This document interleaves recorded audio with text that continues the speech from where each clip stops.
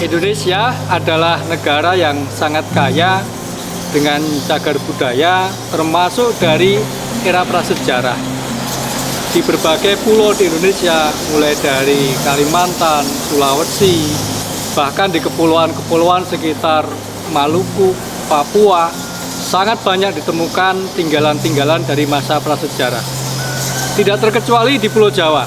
Ini salah satunya adalah Gua Braholo yang ada di Gunung Kidul, tepatnya di Kecamatan Rongkop. Juga ditemukan adanya gua prasejarah yang berdasarkan penelitian ditemukan sisa-sisa dari hunian manusia prasejarah. Dari sisi konservasi, banyak sekali permasalahan yang ditemui pada gua-gua prasejarah yang cukup menyisakan permasalahan serius di dalam penanganannya. Terutama adalah dari gua-gua prasejarah yang memiliki lukisan-lukisan. Ada cap tangan, gambar-gambar binatang, dan berbagai macam gambar-gambar figuratif yang karena usianya yang sudah puluhan tahun atau bahkan puluhan ribu tahun, itu akan mengakibatkan pengelupasan sehingga lukisan itu hilang. Konservasi berupaya untuk menghentikan proses dari pelapukan ini sehingga pengelupasan yang terjadi dapat dihentikan, dan di sisi lain adalah bagaimana menangani pengelupasan-pengelupasan yang telah terjadi. Beberapa bahan sudah kita kembangkan dan akan kita terus kaji di laboratorium sampai mendapatkan bahan yang siap diaplikasikan untuk mengatasi masalah pengelupasan. Oleh karena itu, Balai Konservasi Borobudur mengembangkan bahan yang juga akan diaplikasikan pada penanganan dinding-dinding gua prasejarah yang ada lukisannya. Khusus untuk gua prasejarah di kawasan Gunung Kidul ini memang tidak ada lukisan, atau sejauh ini belum ditemukan adanya lukisan. Namun indikasi kehidupan adalah dari temuan-temuan arkeologis lainnya. Namun demikian, ada beberapa dinding yang mengalami permasalahan yang serupa dengan dinding gua yang berlukis atau dinding gua yang ada lukisannya di Sulawesi, di Kalimantan, yaitu pengelupasan kulit. Permasalahan inilah yang akan kita uji dengan mengembangkan bahan baru sehingga pengelupasan dapat dihentikan dan tidak terjadi kerusakan dari lukisan-lukisan itu di masa yang akan datang.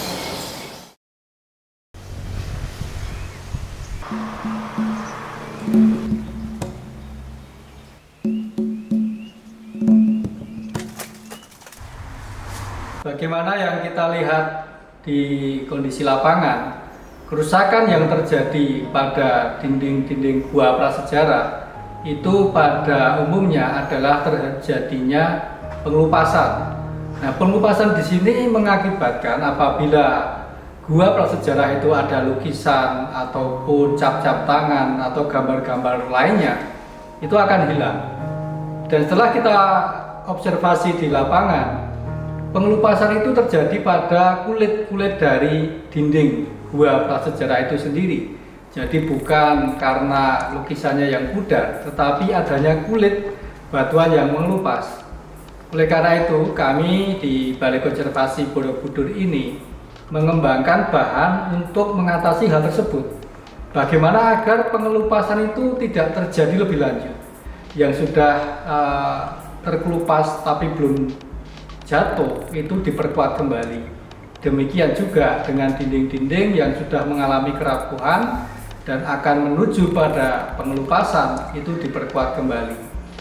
Di sini ada beberapa bahan yang akan kita uji coba dalam kajian-kajian di Balai Konservasi Borobudur, dan bahan-bahan tersebut kita pilih di laboratorium untuk kemudian diterapkan di lapangan.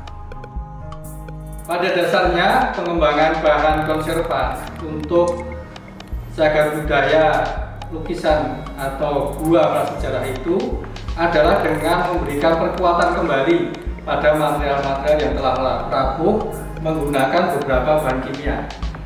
Kami di sini menguji beberapa bahan, di mana bahan tersebut nanti akan dicampur dengan serbuk dari kars. Ini adalah beberapa serbuk kars yang kita sudah hancurkan dengan mesin penghancur, kemudian kita ayak dan kita kelompokkan dalam ukuran-ukuran butir tertentu. Nah, kemudian kita membuat komposisi, dan dari komposisi ini kemudian nanti akan direaksikan dengan bahan konservan atau bahan konsolidan yang akan kita gunakan. Di sini ada beberapa bahan yang nanti akan kita coba.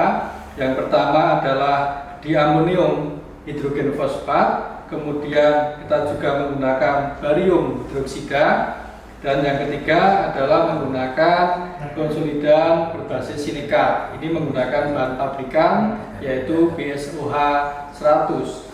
Nah, bahan-bahan ini dapat kita peroleh dari toko kimia. Ini ada beberapa bahan yang kita beli dari toko kimia, kemudian kita membuat larutan. Untuk mengujinya, saya akan praktekkan di video ini. Yang pertama, kita mempersiapkan peralatan dan bahan, dan tentu saja kita mempersiapkan untuk safety-nya, ya, dan sarung tangan. Untuk serbuk ini kita sudah mempersiapkan sebelumnya dengan beberapa variasi ukuran partikel, dan dari variasi itu kemudian kita membuat komposisi. Nah, di sini sudah kita persiapkan bubuk kars yang sudah kita atur komposisi ukuran partikelnya.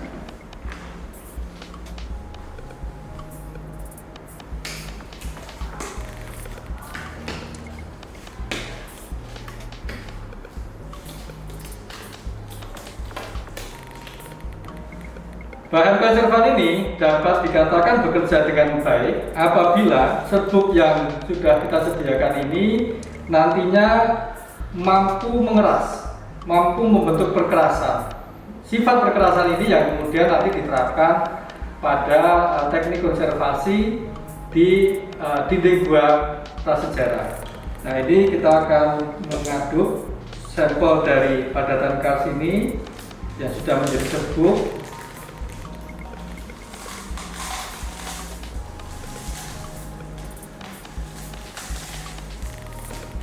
Ya.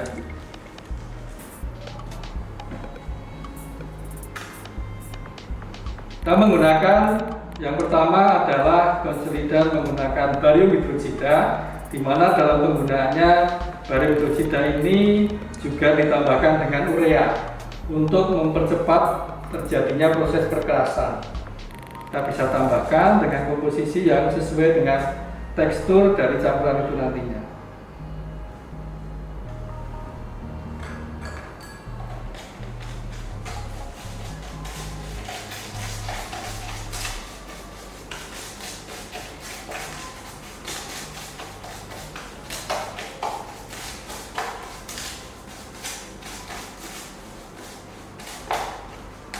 Campuran antara padatan kars dengan bahan yang kita uji ini nantinya akan kita cetak untuk mengetahui kemampuan dari bahan yang kita uji ini memberikan perkerasan atau kekuatan terhadap batuan kars.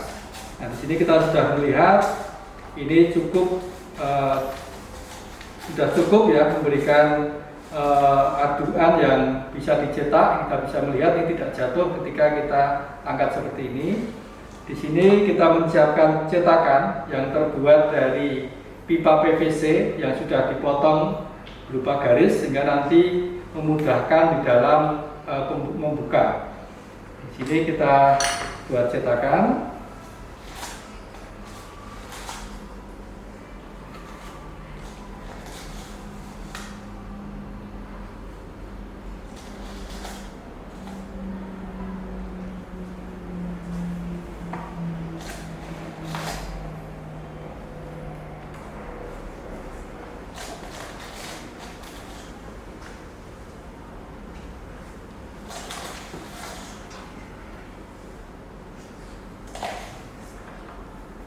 Kita pastikan tidak ada rongga-rongga udara di dalam cetakan ini sehingga nanti dapat mengeras dengan sempurna.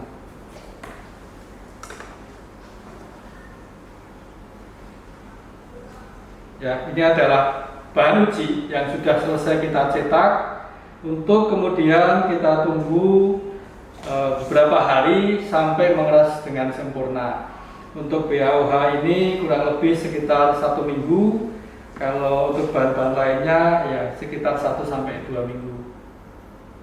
Untuk bahan yang lainnya secara prinsip proses pencampuran dan pencetakannya juga sama. Setelah beberapa hari, maka hasil cetakan ini akan mengeras karena terjadi reaksi antara bahan konsolidan yang kita uji dengan serbuk kars yang telah kita persiapkan sebelumnya. Di sini kita bisa melihat adalah hasil cetakan yang kita bisa membuka.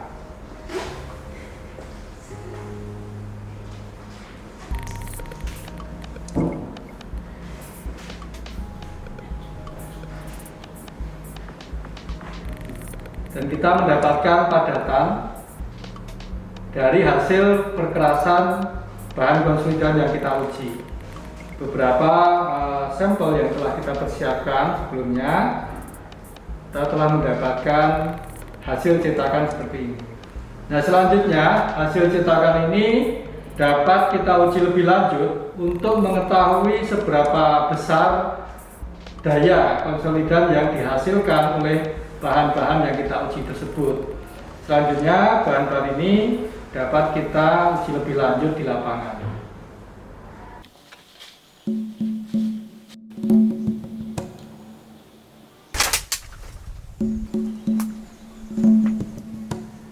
Untuk melakukan pengujian terhadap bahan konservan yang kita kembangkan di laboratorium, maka kita memilih suatu lokasi yang tidak jauh dari situs Gua Braholo yang masih satu rangkaian pegunungan, sehingga secara usia geologis itu tidak terlalu jauh. Dan kita menemukan beberapa gua. Salah satunya ini adalah gua yang oleh masyarakat sekitar disebut Gua Mbulu. Di sini ada permasalahan yang mirip sekali dengan gua-gua prasejarah yang ada di berbagai daerah, yaitu terjadinya pengelupasan pada kulit batuan kars. Di sini kita bisa melihat adanya kulit dari batuan kars yang mengelupas. Untuk kasus ini memang tidak ada lukisannya, tetapi ini mirip atau identik dengan gua-gua yang ada lukisannya. Sehingga ketika mengelupas kulit ini, maka lukisan dari aktivitas di era prasejarah itu juga hilang. Itu yang sangat-sangat disayangkan. Oleh karena itu, ini bisa menjadi model untuk membuat pengujian agar gejala pengelupasan ini dapat diatasi. Demikian juga di daerah dinding ini kita bisa melihat adanya kulit-kulit batuan kars yang juga mengelupas. Demikian juga di bagian-bagian ini cukup banyak dinding-dinding dari Gua Bulu ini yang mengalami pengelupasan, sehingga cukup mewakili apabila digunakan sebagai sampel untuk melakukan pengujian dari bahan-bahan konservan yang telah kita kembangkan di laboratorium. Ini adalah lokasi di mana kita melakukan pengujian bahan. Kita bisa melihat ini adalah kulit-kulit batuan yang hampir mengelupas, batuan kars. Nah, kemudian kita menguji beberapa bahan. Di spot ini kita menguji diamonium fosfat yang akan membentuk hidroksiapatit, sehingga pengelupasan ini dapat dihentikan. Demikian juga di bagian ini kita menguji bahan lainnya untuk mencegah agar pengelupasan yang ada ini dapat dihentikan. Nah, pada kasus tertentu pengelupasan itu benar-benar sudah meninggalkan celah yang cukup lebar, sehingga kita perlu mengisi bagian celah yang lebar ini tidak hanya dengan bahan, tetapi juga menggunakan serbuk dari batuan kars, sehingga akan membentuk suatu pasta yang encer yang dapat mengisi pada celah-celah untuk mencegah kulit itu mengalami pengelupasan. Ini juga bahan yang lain yang digunakan untuk memperkuat, menggunakan bahan BAOH 2 kali. Kemudian kita juga menggunakan bahan etil silikat ya, di bagian ini. Mohon maaf, ini labelnya sudah lepas. Dan pengujian ini sudah dilakukan kurang lebih 1 tahun dan dengan pengamatan yang terus-menerus sejauh ini 1 tahun tidak menimbulkan dampak negatif yang tidak dikehendaki, sehingga bahan ini kita ajukan sebagai salah satu beberapa pilihan ya bahan untuk mengatasi permasalahan pengelupasan pada dinding-dinding gua prasejarah.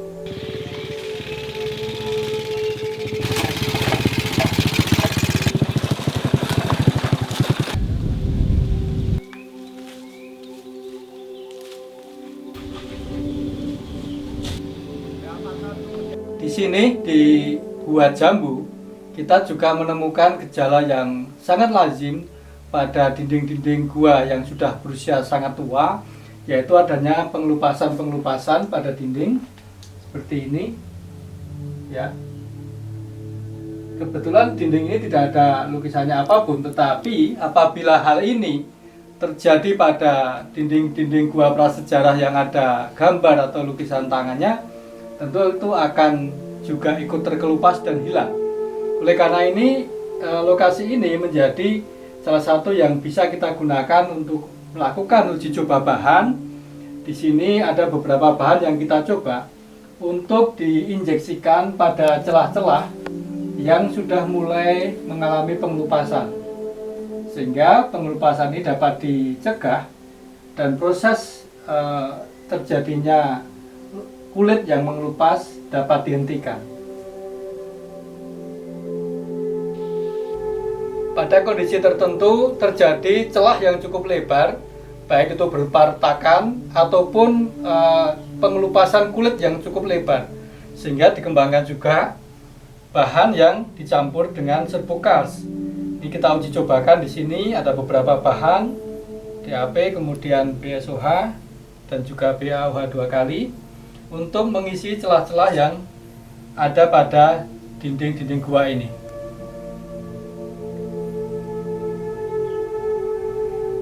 Dari pengamatan kita, bahan ini cukup efektif. Ini sudah lebih dari 1 tahun, kurang lebih 1 tahun, dan bahan ini masih bertahan dengan cukup baik, tidak mengalami perubahan warna, dan juga tidak menyebabkan perubahan terhadap material asli dari dinding kars itu sendiri.